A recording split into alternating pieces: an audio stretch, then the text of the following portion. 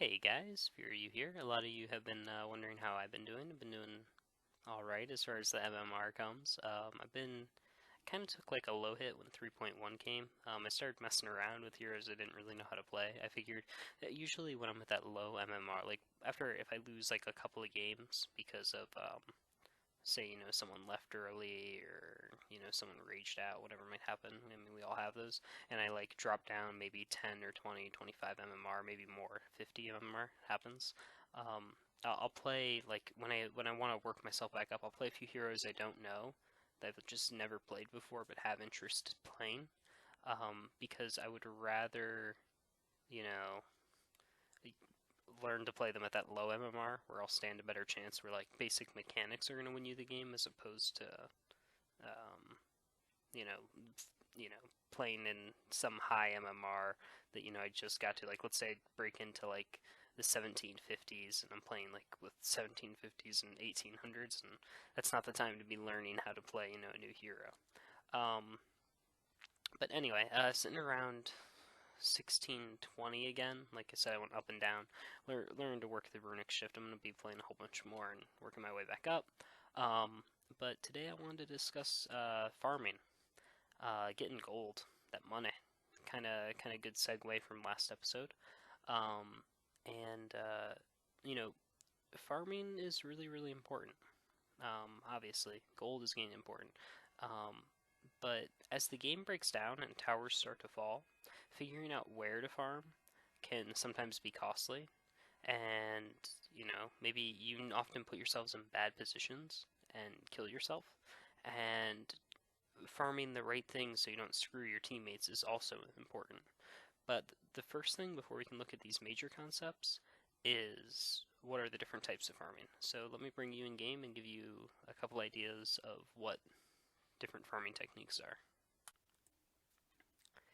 Okay, guys, so here we are in one of my games. My tower has just fallen. It literally just died. I had a relatively bad start. You can see I'm 0-2 at the 8-minute mark.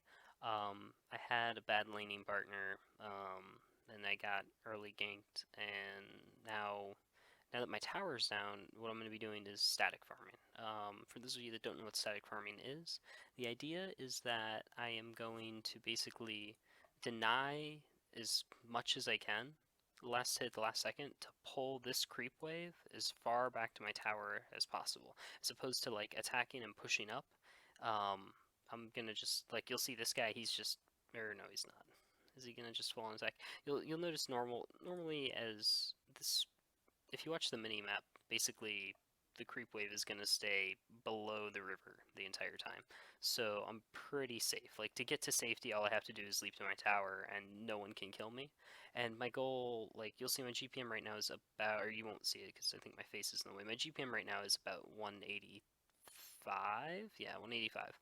And I'm just going to kind of speed this up. And you'll just notice, like, from the 8-minute mark, I'm just going to literally sit here and just farm. Actually, and speed this up, like, really, really fast. And I'm just vaguely watching the rest of the team. Like,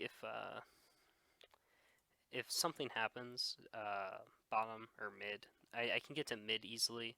I actually should send myself a TP in case something happens bottom. I'm just gonna sit here and literally the creep wave itself is never going to move. I'm just gonna sit here and farm all day long and just keep on farming. Just keep on farming. Just keep on denying and farming, denying and farming. And it's never pushing up. Ever. Which is awesome. Um, and that's, if I had a TP, I could argue going bottom right now. That's kind of an extended fight that's going on down there. Actually, yeah, right here for sure. Like, when this happened, uh, actually, I don't even know if that would be worth a TP. It might be worth dead. I didn't have a TP because I'm bad. I should have had a TP at the end of the day, but I just keep on static farming.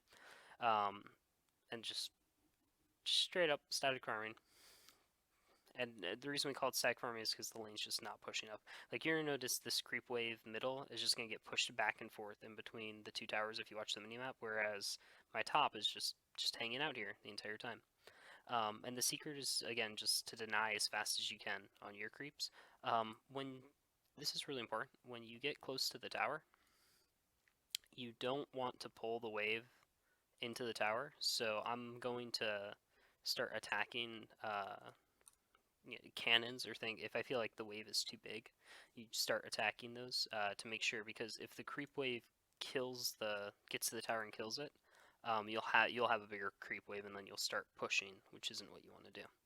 And I literally just keep on going doing my thing. They're kind of moving out, whatever. And, but by the end of the game, I mean, I'm already at. I started at 180, and I'm already at just under 300 in what is a really boring 6 minutes. But in what was initially an awful game, that happened. So I ult right here because I see what's going on mid, and I'm like, oh, all right, it's time to stop static farming. And I ult to help them, and I start making my way. I throw a big arrow because they're stuck here. I believe I throw a big arrow. Yeah, it cancels the Tempest ult, and then pretty easy kills. And now I'm right back in this game. Now I'm sitting at a very solid 320 GPM. Started at 180 6 minutes earlier, and that was static farming. Okay.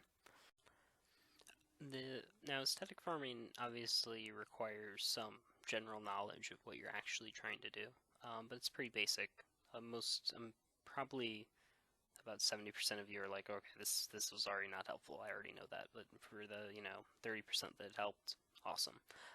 The other two types of farming are jungling, which all of you know how to do. I hope, I'm not going to teach you the basics to jungling on every single hero. But you can always go into the jungle and kill creeps. And the other type is flash farming. When I say flash farming, this is what I mean. Flash farming, yeah. And right here we have an example of more flash farming, yeah. And I bet you guys can see this one coming. I'm Pyro, guess what I'm gonna do? Flash farming!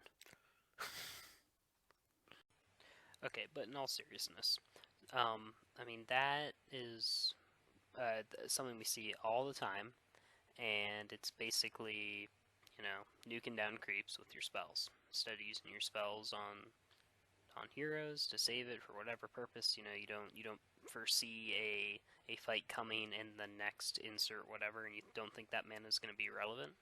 Why not use it on creeps, get quick farm, and there are times to flash farm, and there are times not to flash farm. But I just kind of want to give you an idea of something you can do instead of it, because that's important. Like, I want to know, okay, well, what's the other option if I didn't nuke down that wave? This right here is an example of what Pyro could do instead of flash farming. Like I said, going into the jungle, that's an option. And just, instead of using them spells on creep waves, just nuking down newts. Pretty simple. I mean, I know that sounds hard, but that's the idea. And then after that, he's gonna, still low health, gonna just keep nuking, and just, that's same, literally almost just as close as farming a lane, almost just as productive, and as far as a gold income standpoint, and that has a big effect on how the game is played. That's pretty basic. Okay, so you have these three types of farming, and how do you apply them? That's the real question. Okay, now I have my three types of farming. I understand what I'm actually doing. How do I apply it? The first thing you need to realize is, where do you want the lane? That's like the first thing you need to realize is you have your 3 lanes, right? Where do you want the lane to be? If you have a lane, sometimes there's a couple of reasons to push a lane. One is you're trying to push the lane, you're trying to take the tower. It's one reason to flash farm. Makes sense, you're flash farming because you want the lane to push. Okay. Another reason to push the lane is because maybe you need that lane to provide actual vision. What I mean by this is, like, let's say you're doing Kong, right? And you're playing Pyro, or you're playing, let's say Pyro, whatever. Let's use Pyros for all our examples. You're playing Pyro, and your team is doing Kong really really fast. You don't have that many items. You can flash farm that lane and push it up. Say they don't have either of their towers, and let's say they think you're like they're in their base, right? Like, and they think you're gonna push mid. If you flash farm that lane real fast, that lane's gonna push up, and they're gonna see. If they come out of their base, you're gonna see them. That creep wave is gonna provide vision. Now, when don't you flash farm? The worst time to flash farm is when one of those lanes is kind of exactly what you saw with me static farming. Um, if that lane gets flash farmed, I can't static farm. If I static farm, I have full control of the lane. The lane is mine. It's very very difficult for them to get back control of that lane. They have to like go out of their way to like triple stack a pull, and even then it's still not going to pull it all the way, and I'm going to be able to deny it for quite a bit, especially with the increased damage to newts that creeps do after this 3.1 change. And constantly when you win a team fight, usually like you just had a team fight and everyone's like, oh, bottom lane's pushed in, quick, everyone, you'll see one person go down there and just smash it. Figuring out where to go is really, really important. And here, this comes down to a really big issue with solo queue MMR, and like a really big, what's the proper play? And it's a decision that you're going to have to constantly think about.